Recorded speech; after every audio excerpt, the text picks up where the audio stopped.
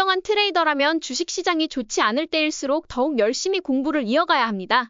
그렇기 때문에 저는 S&P 500 지수와 나스닥 지수가 200일 이동평균선 위에 올라설 때까지 구독자님들과 함께 더욱더 많은 기업 분석에 집중해 보려고 합니다. 매일 매수 포인트를 보이는 기업에 대한 기업 분석 글을 블로그에 올려드리고 더욱더 많은 기업 분석 영상을 만들어 보도록 하겠습니다. 오늘 분석할 기업은 셀레스티카인데요. 작년 한 해 동안 주가가 크게 상승하며 많은 트레이더들과 투자자들에게 큰 사랑을 받았던 종목입니다. 오늘도 저만의 기업 분석 방법에 따라 이 주식을 매수해야 할지, 매도해야 할지, 혹은 보유해야 할지 살펴보겠습니다. 많은 분들이 기업 분석을 시작할 때 해당 주식에 관련된 뉴스를 먼저 찾아보는 경우가 많습니다. 물론 그 방법이 잘못된 것은 아니지만 미국의 전설적인 부자들과 뛰어난 투자자, 트레이더들은 뉴스를 기준으로 투자를 결정하지 않습니다. 오히려 뉴스는 그들의 투자 결정에서 후순위에 해당하죠. 저 역시 기업 뉴스에는 큰 관심을 두지 않으며 장 시작 전이나 장 마감 이후에 5분 정도만 뉴스를 훑어보고 있습니다. 그리고 그 뉴스만을 바탕으로 매수나 매도 결정을 내리는 일은 없습니다. 그래서 오늘도 본질적인 기업 가치, 경쟁사와의 비교 분석, 그리고 실적과 가격 및 거래량이라는 세 가지 핵심 요소만으로 셀레스티카를 분석해보려 합니다. 오늘도 이 순서에 따라 셀레스티카를 차근차근 분석해보겠습니다. 경쟁사와의 비교, 매출 및 주당순이익 증가율, 기술적 위치 분석, 개별 주식의 사이클을 살펴보고 그에 따른 현재 위치를 점검해보고 마지막으로 매수 매도 보유 관점을 정리해보겠습니다. 주식의 진심이라면 이 네 가지 관점 중 하나라도 충족되지 않는 종목은 매수할 이유가 없다고 생각합니다. 먼저 셀레스티카의 경쟁사들과 주당순이익 변화를 비교해보면 셀레스티카만이 2024년에 2023년 대비 주당순이익 상승을 보여주었습니다. 그렇기 때문에 셀레스티카의 주가 상승이 왜 이렇게 가팔랐는지 그 이유가 명확해집니다. 특히 셀레스티카는 올해 주당순이익 성장률이 24%로 예상되며 2026년에도 21%의 성장률이 기대되고 있습니다. 20% 이상의 지속적인 성장이 예상된다는 점에서 주당순이익 관점에서 살펴보면 여전히 성장주의 성격을 지니고 있다고 볼 수 있습니다. 반면 경쟁사들은 셀레스티카보다 성장률이 낮고 실적 전망 역시 셀레스티카를 능가하는 곳은 없어 보입니다. 따라서 전자기기 제조 산업에서 한 종목을 선택해야 한다면 셀레스티카가 유력한 선택지라고 판단할 수 있습니다. 이제 셀레스티카의 주당순이익과 매출 증가율을 분기별로 분석해 보겠습니다. 수치를 보면 작년 초부터 3분기까지 약 66%의 주당순이익 성장을 보여주었고 4분기에도 44%의 높은 성장률을 기록했습니다. 올해 역시 성장이 예상되지만 주당순이익 증가율은 점점 둔화되는 모습을 보이고 있습니다. 매출의 경우 올해 2분기에 작년 대비 9% 성장할 것으로 예상되는데 이는 성장주로 분류하기엔 다소 부족한 수치입니다. 애널리스트들의 전망을 종합해보면 주당순이익은 여전히 두 자릿수 성장이 예상되지만 매출은 10% 초반대로 둔화된 흐름을 보이고 있어 기대만큼 긍정적이라고 보기 어렵습니다. 매출 관점에서는 10%대의 증가세가 예상되기 때문에 최소 20% 이상의 매출과 주당순이익 성장이 동반되어야 하는 성장주의 요건을 완벽히 충족하지 않는다는 점을 염두에 둘 필요가 있습니다. 이제 기술적 분석으로 넘어가 보겠습니다. 기술적 분석에서 가장 중요한 것은 과거의 매수와 매도 시점을 파악하는 일입니다. 이를 파악해야 하는 이유는 단기간에 급등한 주식일수록 이후 6개월간 조정을 받거나 부진한 흐름을 보일 가능성이 높기 때문입니다. 현재 셀레스티카는 200일 이동평균선을 하향 돌파한 상태인데요. 이를 통해 현재 위치를 살펴보겠습니다. 셀레스티카가 가장 최근 200일 이동평균선을 돌파한 시점은 2024년 9월 11일이었습니다. 그리고 셀레스티카는 그 이후로 약 한 달 동안 무려 6번의 추가 매수 기회를 제공했습니다. 이 기간 동안 천천히 매수할 수 있는 여지가 충분했는데요. 많은 투자자들이 결국 이 시점 이후에야 본격적으로 매수에 들어간 것으로 보입니다. 저는 개인적으로 이 6번의 기회를 모두 놓쳤다면 아무리 배가 아파도 절대로 초기 매수는 진행하지 않았을 것 같습니다.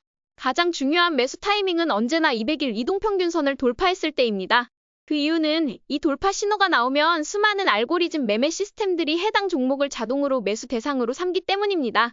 그렇기 때문에 기업 분석을 진행할 때 200일 이동평균선 아래에 있는 종목은 그냥 바로 패스해야 합니다. 그래서 이 시점은 전략적으로도 매우 중요한 진입 타이밍입니다. 이후 셀레스티카는 상승세를 이어가며 9월 19일에 두 번째 매수 포인트를 보여주면서 단기 이동평균선을 돌파했습니다. 이때부터 기술적 흐름이 더 뚜렷하게 상승 쪽으로 전환되기 시작했죠. 그리고 9월 25일에는 50일 이동평균선까지 돌파하면서 세 번째 매수 포인트를 보여줬고 상승세에 힘이 붙었습니다. 세 번째 매수 포인트는 미국의 트레이더들이 특히 중요하게 여기는 201선과 51선을 모두 돌파한 시점이었기에 이때부터 셀레스티카는 본격적으로 투자자들의 관심 종목으로 올라서기 시작했습니다. 그리고 모든 알고리즘 플랫폼에서 매수 대상으로 포함되기 시작했습니다.